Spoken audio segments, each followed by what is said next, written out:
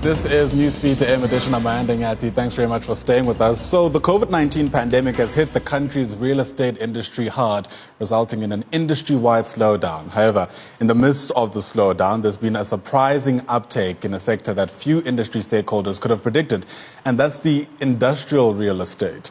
Now, since the beginning of level 3 of the lockdown, key industry players like Clint Murray, who's regional head of Galetti Corporate Real Estate in the Western Cape, have noticed a positive upturn in the sector. They believe it can be attributed to both the stringent hygiene measures now required in the workplace and the changing nature of retail in time of COVID-19. Clint joins us now live via Skype to give us a better sense of things to consider. Thanks very much for your time, Clint, and welcome to the Newsfeed AM edition. Perhaps as a start, to ensure that everybody is on board with our conversation, let's locate the industrial real estate within the greater economic ecosystem, so to speak. How does the real estate contribute to South Africa's GDP, if it does, I guess? Well, I think you've got to look at various factors, and obviously, if you take into consideration manufacturing, specifically now with regards to PPE or the increased demand of PPE manufacture, then of course the logistics side of things. Logistics is playing a huge role. Seems to be performing extremely well, and obviously that's down to a spike in e-commerce, amongst other things. So yeah, it plays a key role, and obviously with that playing a key role, and obviously with increase for demand in warehouse space, we'll obviously see an increase then in employment as well. At least that's the hope. Absolutely. It sounds to me that consumption is a main driver for, I guess, economic activity within the sector in and of itself.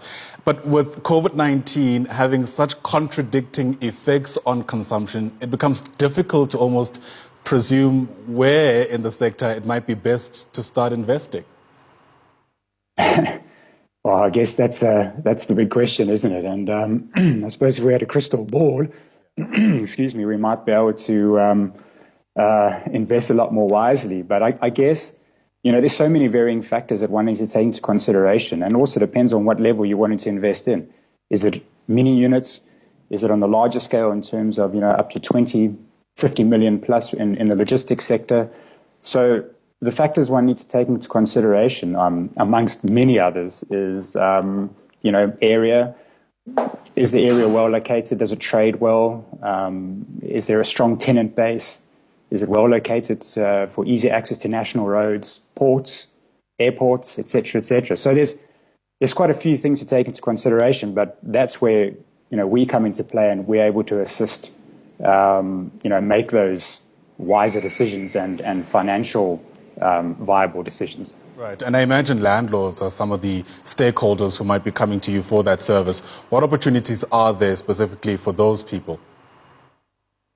Look, I think landlords at the moment, like tenants, are also under pressure. And they do rely on us to certainly assist the process between bridging a gap between tenants and landlord. And, essentially, I think there's been a perception out there in the market that landlords have this bottomless pit of money which they're able to throw at transactions and throw at tenants, which isn't the case. They have their responsibilities, their financial responsibilities themselves.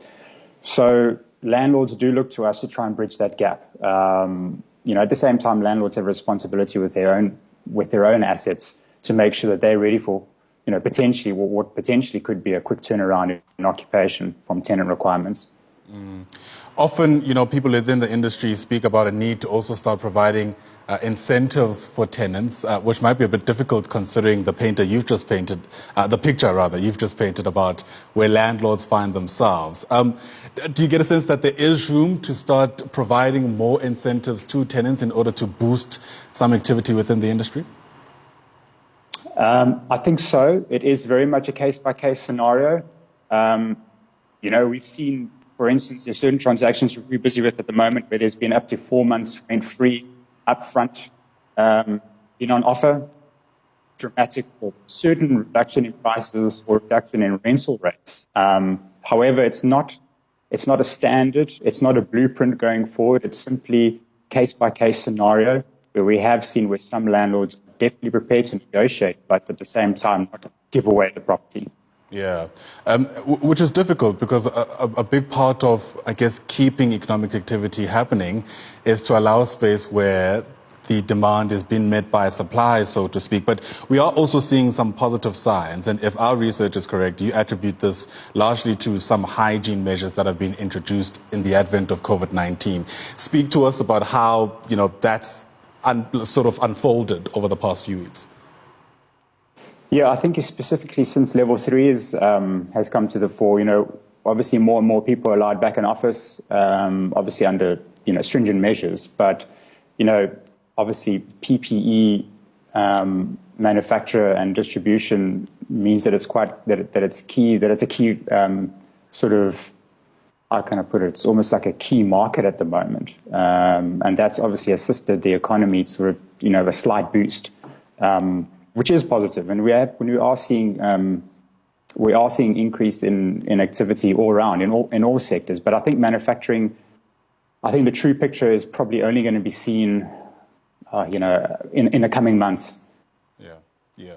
One of the areas I guess one would have guessed would have seen a lot of positivity is the e-commerce space.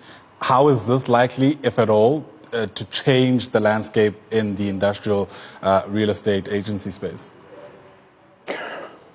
So I think at the moment what we've seen post sort of level 4 is in the wake of increased e-commerce and obviously those who feel more comfortable shopping from the comfort of their home, we've seen a spike in activity, which means that there's going to be an increase, or not going to. There's already been an increase in warehousing requirements, which is great news. There's a lot of warehouse facilities that are ready to go. There's some great stock on the market at the moment, and guys are ready for business, which is great to see. We're busy ourselves. We're busy with some really good requirements on a national basis, so it's very encouraging. Right. Earlier you mentioned how location is quite important when one is considering where to invest within the sector. Do we have, I guess, places in the country that are well positioned, strategically speaking, to at least start investing in those warehouses that you speak of?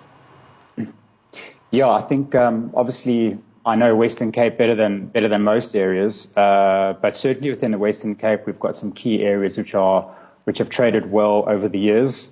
You look at areas like in your central nodes like Epping, Airport Industria, Harrow, and then of course moving closer towards the R300 nodes, Belleville South and Brackengate, etc.